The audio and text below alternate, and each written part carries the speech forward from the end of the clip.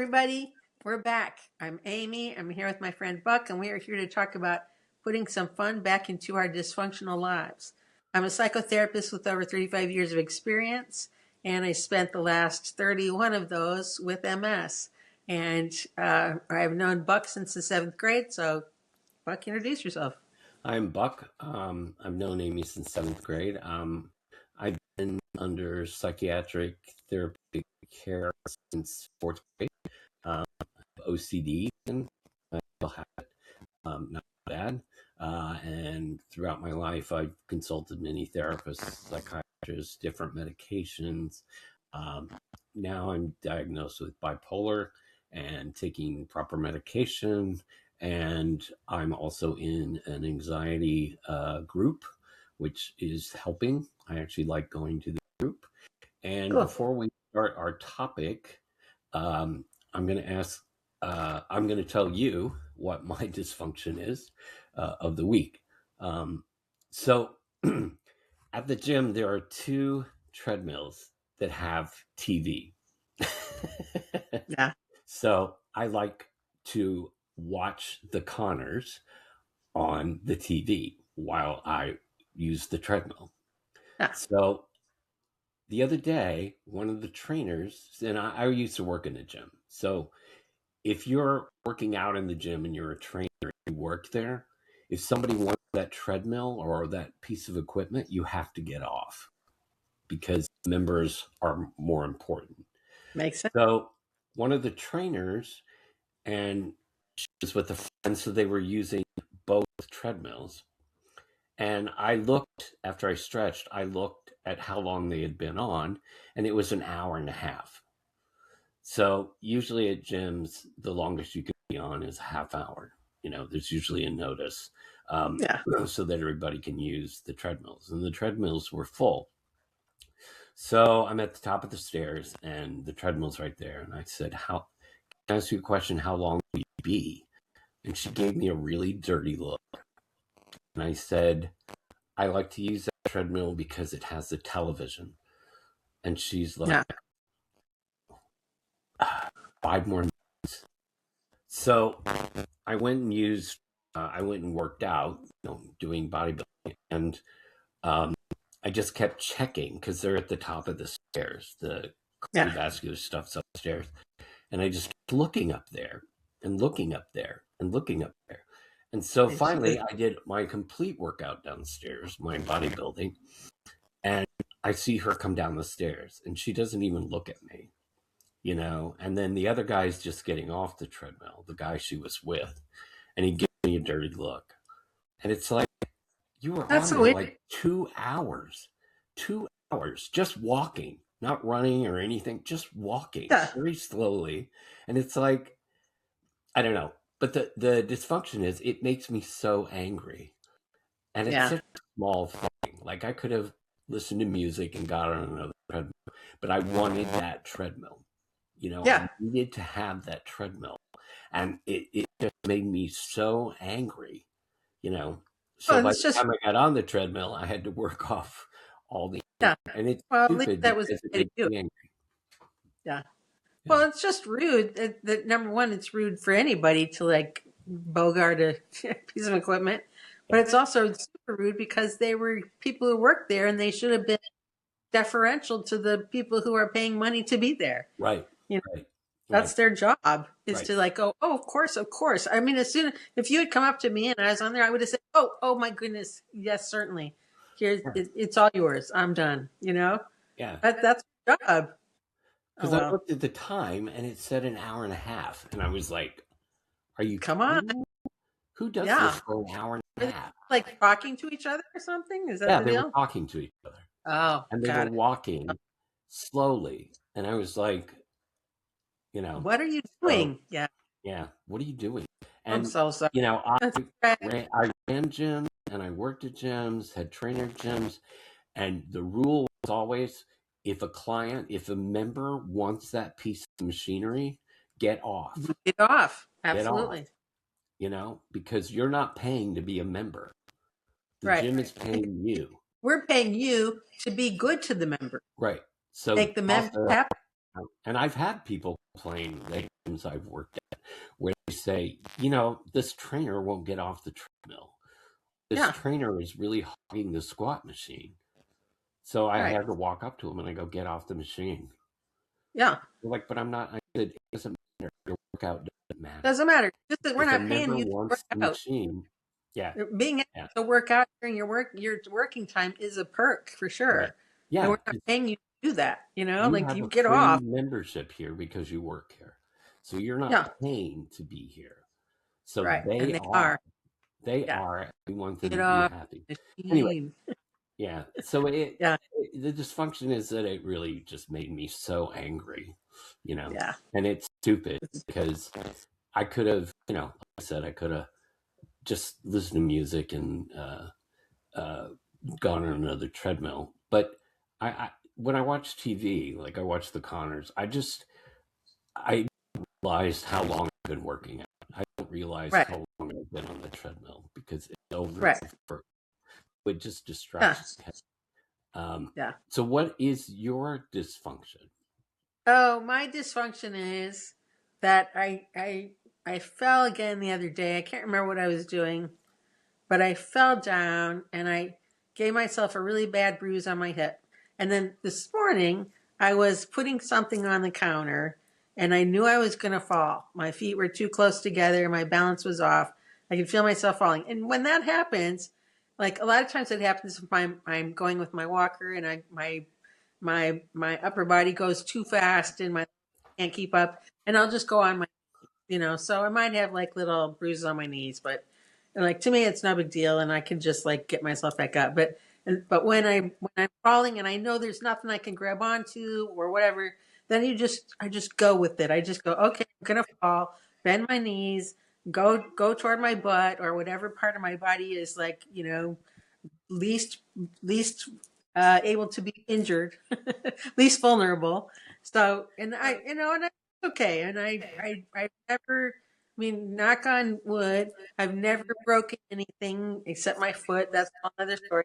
And I usually just have like, little things. So, but when I, there's been times where it's been really bad and I know it's bad and I don't want to tell my neurologist. Anyway, so my dysfunction is that I fall. I don't, and I need to do something about it. Do something different so I don't. And I don't want to tell my neurologist because I don't want to tell him to tell me I need a wheelchair or some increase in my mobility device. Right. That's my dysfunction. Yeah. And since I was thinking about it, I thought of all the times I've fallen, and most of the time nothing happens, but a few times there's been bad things. And so um, I wanted to talk about that as my topic, talk about what it's like for people with MS to just move around and to have to depend on mobility devices and not be able to do the things you want to do because, it's hard. And when I try to do the things I want to do, that's when I fall. Right. That and when I everybody has like when you're walking through the house, like you see like, oh, there's a glass, you pick up the glass to take the kitchen, whatever. And if you can remember, that's what you were doing, because that's an old person thing. But when I do that, my body and my brain are on two different trajectories. My body wants to continue to do what it was doing, and my brain wants to go back and do something else. And for most people, you can pivot that fast. My body and my brain don't pivot that fast. And that's when I fall or trip or hurt myself. Right. And so instead of doing that, what I need to do is just recognize that there's something that I need to go get later, or stop and deliberately go back there. But if I try to do it casually, it just doesn't work. Right. And one of my worst falls was I had this antique rocking chair. It was my great grandfather's, and I mean it's not that old. It's an antique because it was from the. Oh, it's not an antique yet. It was just vintage because it's from the 1940s. Okay. And I was trying to do some stuff around it, and I happened to I knew I was going to fall, and I fell, and I broke the runner, so it Oh. doesn't work. And it's one of those things where my husband thinks I have too much stuff, which I know I do, but I don't want to get rid of things that are sentimental. I have a hard time with that. That's another dysfunction to talk about at some other time. But I know he wants me to just like say, oh, well, and throw that chair out. And I really want to get it fixed. And so Right. it's just sitting in the garage right now, waiting for me to waiting for one of us to capitulate. So what I Yeah. need to do, though, I need to go find somebody who can fix it and get a, and figure out how much it's going to cost and all that kind of stuff. But he knows people who could. And so I was kind of waiting for, he never will. So, Yeah. so that's one of the things that happens. Or I've just, there's been times where it's like, instead of, if I'm carrying something, instead of falling, I'll just drop whatever it is I'm carrying. So like, and I don't know how many things I've broken that way, because I found this really cool. There's a vase, but it's shaped like a purse, and they're not that. I mean, some people collect them; they're not worth that much. But I really liked it. It was really cool to me, and I had it in a bag, and I knew I was going to fall. Dropped the bag, heard it break. That was it. That happens all. I've lost some. I've increased the value of antiques because I've broken so many. Well, Not really, but when, it just makes me so mad when I do that. when did So you? I mean, so you were diagnosed 31 years ago. yeah, well, You, almost when did is you? I get. You go ahead. When did you start falling? Like, when did your legs? Like, how Well, soon diagnosis? Diagnosis. yeah, my first symptom was I went deaf in my right ear.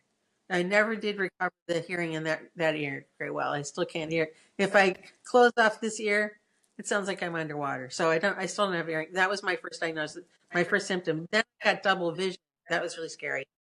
And then I was dizzy all the time. And let me tell you, back when I was blonder, regular blonde, I would say I'm dizzy all the time, and people would make blonde jokes constantly, and I'd be like, "Don't do that." But anyway, so those were my first symptoms.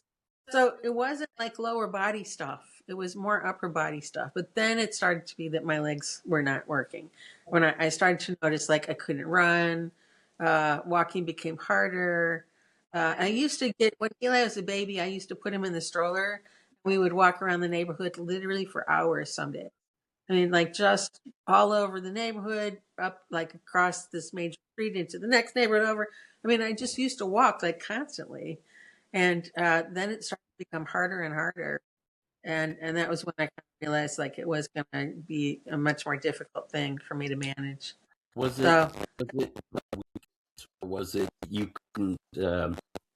They couldn't support you. I mean, that's weakness, or you couldn't control. yeah, well, it was strength. My strength started to go a little bit, but it was coordination and balance because when I get an MRI, they give you this contrast material to show where the lesions are, and many lesions are in my brainstem, which is like down here. Right. That you look at my MRIs, that part lit up like a Christmas tree. So, and those are, I mean, more of the, those are where more of your motor skills. It's more where your motor skills lie and where your strength and stuff like that. But the other thing that's definitely a symptom is, and now I know that like some of the reason I can't sing is because I just don't, and that's a muscle you need to work it. But some of it's because some of it was starting to happen early because I used to have this really incredible range. I could hit the F above high C. Right. So middle C, high C above middle C, the next C above that. I could hit the F above that C. I had that big range, and like the G below middle C. It was a good frog, and not, and it doesn't mean you're a good singer. It just means you have a good range. So, but range started to go more and more and more frequently. And when I was singing in choir, and it started to be hard to like sustain. I used to sing for like forever, Capital Carolings, whatever. I could sing for a long time, and it started to be that I could not sing for the hour of choir rehearsal, and before my voice started to get like, I didn't do it. So obviously, it started to impact more more aspects of everything. It impacts everything. So, but the phone started maybe 2 years after I got diagnosed, and the worst one was, or not one of the bad ones was, I was taking Eli to preschool, to daycare, and those like when you park and they have the concrete piece that so you don't like crash into places. I tripped over that, fell, and I yelled. I think I yelled like motherfucker or something in front of my kid, which is not a good thing. And then he said, "I didn't do it." Like really like I don't want responsibility for this. So I took him in the daycare, and then some of the ladies that work there came out. They're all like, "Are you okay? You want to call your husband?" And I was like, "No, I'll be fine. It's just I just fell. I'm okay." Anyway, so that and there's been other times where I fell, and I know one. I used to work downtown, right across the Greyhound station, and I had parking. Our parking lot was right next to the ground station. I'm crossing the street, and there's people coming. I'm trying to get across the street, and I fell down in front of everybody and ripped my dress. Just because I really like that dress. So that's the kind of thing that happened all the time. And sometimes I would fall and I would catch myself with my hands, but I would be holding something. So I would catch myself with the back of my hand, Yeah. which is good. Uh, so my physical therapist, I think I'm a good faller. I know how to twist myself around so I don't fall forward. I know how to not catch myself with things that I think are going to get broken. Right. I try really hard to fall on my butt or my hip, or and to especially avoid any way that I might hit my head. But I said to my physical therapist that I'm a good faller, and he said no one's good faller, don't fall. So I try really hard to not, but it's just not avoidable if you're going to be mobile. And so I know that there are different mobility devices that aren't wheelchairs. That because the problem is when you have a cane, people think you're old, Right. which is a drag, but okay. Or they think something's wrong with your leg or you're hurt and you need it for a brief time, whatever. Okay, I can handle that. Um, then when I started using the walker, it was a little bit more confusing to people, but it's still kind of okay. So, and I mean, still that's what I use. And I use the walker without the wheels, like the little metal ones, which Yeah. are good because they're 4 pounds. They don't weigh anything hardly, so it was easy to get around with it. And then I graduated to an actual strollator walker or stroller. And those are a little harder, and people are a little more confused by that. But once they get it, that's okay. So, but the times that I've sat in a wheelchair, um, the number one, if they're not, they're hard to navigate when you're by yourself. So a lot of times people push you. So I went to a flea market when my sister was in town once, and she's wheeling me around. And at one point, she kind of wheels me around, and I'm like going, "Where are you going?" And I then all of a sudden I'm kind of going down this hill, and I turn around. And I was like, "What are you doing?" And she's totally looking at something. She had like set me aside like I was an accessory that she needed to like get rid of. Like, so people forget that you're a person. You become this object, and people don't talk to you. They think that that the fact that your legs don't work makes you like incompetent in other ways, like just not smart or whatever.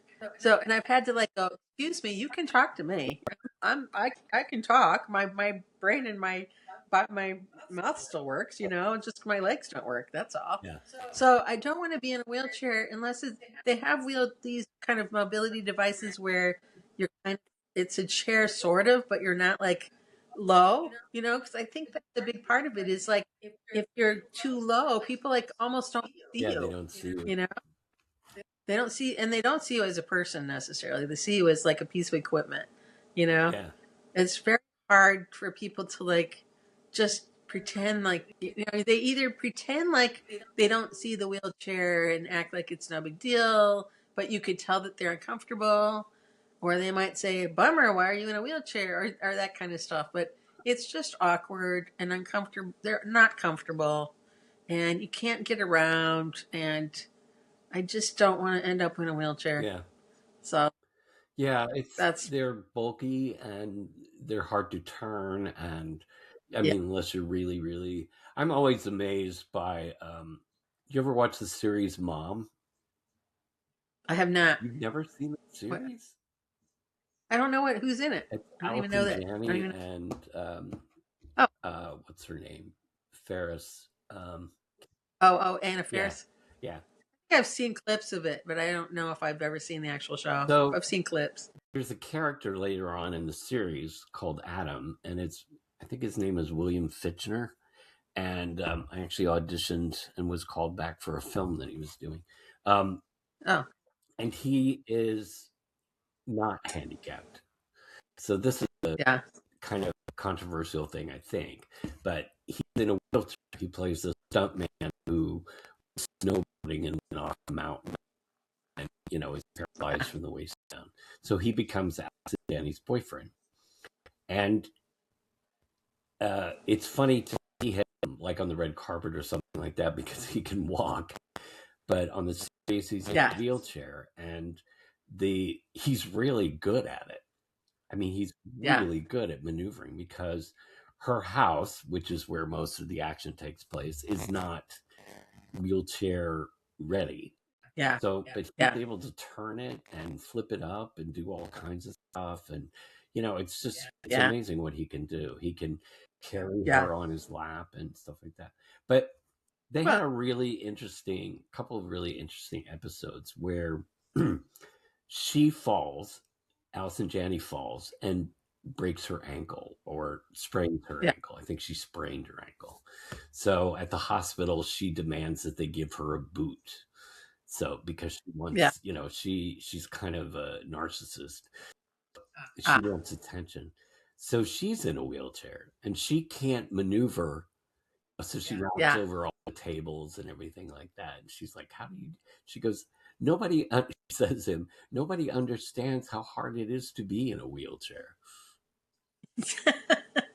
Like, Yeah, it's sort of like Trump saying nobody understood how complicated insurance was. right. Come on, everybody did. Right. Everybody knew. So, Just because you didn't doesn't mean everybody else did. So yeah. people don't get that. People don't understand how. So they go to a restaurant and they have a reservation, and because they wanted to go out for lunch, and it's a really nice restaurant. And he says, "I'm sorry, we don't have any tables available." She said, "Well, it's hard for us to get out of the house, and we just want to do normal things like normal people, and you don't realize the difficulty it is just to get there." And Adam, the character, goes, "Oh my God." So he just leaves the restaurant, Yeah. The maitre d's like, "Oh, I'm sorry, let me see if I can get you something." And she says, something by the window. And so he just leaves. And she comes out and she's like, "What are you doing? We're going to get a table." And he goes, "I don't want people to see me differently.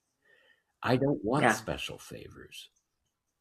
And, I just want to be treated like a normal person. I don't want people to pity me." And there's another episode where she copied and laminated his handicap parking thing for the car. Yeah. That's illegal. Yeah. Yeah. She gets arrested. Or because it's totally. She gets a fine. And Yeah. Anna Faris is there, and she's just dying to tell Adam, and and they get back to the house, and he's like, "So why were you so late?" And she's like, "Oh, no reason." And Anna Faris is like, "Don't you have something to tell him?" And so finally she tells him, she goes, "Well, you know how I love to laminate." He's like, "Yes." So he explains to her that, people need that handicapped plaque to really be able to park close because they can't walk or they have some other disability, and that parking space is a lifesaver because people can fall and people can and people have wheelchairs, and so he just berates her for doing that. for doing Yeah. that. And Yeah. yeah, so Absolutely. it was Well, yeah. I've had people like comment. I think we talked about this before, so I don't want to talk about it again. But I had somebody. This was before I needed a cane, even, but I still needed the handicap because I only lasted. With MS, like MS fatigue is that you can only go so long, and then just nothing works right. anymore. Like if I go too long, I literally cannot move my leg, and I don't mean figuratively. Literally cannot get my legs to move. I have to like just claw myself somewhere and sit for a Right. while. So, so I needed a handicap sticker even early on. And we were going to the library. We took Eli to the library. We kind of did our thing, and then we came back, and there was a nasty note on the door. Somebody had written it on a deposit slip, and they had like taken a marker and like whited or Yeah. tried to redact the numbers, but you could read them still. I totally could have like done something and like clean out his bank account or something, but it said, "Good job of conning the system. You don't look handicapped to me. You should let somebody else park there," or something nasty. Right. And I thought if that happened, I would just like blow it off because I'm a pretty phlegmatic. I let things go. I don't hold the grudge, whatever. But when I got that, I was so freaking angry. I like ripped it up and threw it up in the air, and then my husband was like, with me, and he was like, "You got to let it go." But I was just so mad. Yeah. I was like, "You have no clue what I go through, and if you want to take the MS, I will gladly park a mile away. Right. I will walk. I would gladly park as far away as possible and walk it Right. if I didn't have MS. So if you want to take the MS and make me park somewhere else, that's Yeah. fine. You can have the spot, but don't like begrudge me that Yeah. spot. Or I've had people like, when I pull up, if they can't see, they don't see that I'm handicapped, and they'll be like, "You can't park there. That's handicap." And I'll be like, "I'm Yeah. handicapped." So don't make assumptions. Yeah. Like people are so, and like, so when they see me like get out and pull out the walker, then they kind of go, "Oh," and it's like, but you have no clue. You don't know what somebody, and I know there are people who take advantage. Absolutely, that happens. But unless you know somebody's situation, you don't know what's going on. They might have a heart condition that makes it like very hard for them to walk. They may have, who knows? They might have, I don't know. There's all Yeah. kinds of hidden Yeah. disabilities, Yeah. I and mean, you can't make assumptions about people that they're taking advantage. yeah. You know, and also like it was the reason. One of the reasons that made me so mad was it's sort of like assuming that I'm the kind of person that is, crap. Sorry, that is that I'm the kind of person who would take advantage, and I'm not. And you don't know that about Right. me. I'm not a grifter. Right. So don't assume that I am, or don't make statements like you think I've done something wrong. I haven't. Right. And And once again, if you want to take the MS from me, and you can have the parking, right. I don't care. Yeah. Yeah. Yeah. It's not easy So to get those placards either. So you have to be it's not handicapped. You have to be handicapped. right. So if you're issued Right. one and it's in your car, it means that you went through the whole process. So they have no right to judge you. Yeah. Right. Right. All right. Yep. So that's our Well, topic for this week. And yeah, that's it. we will see you next week. I'm Buck. And I'm Amy, and have some fun in your dysfunctional lives. Bye.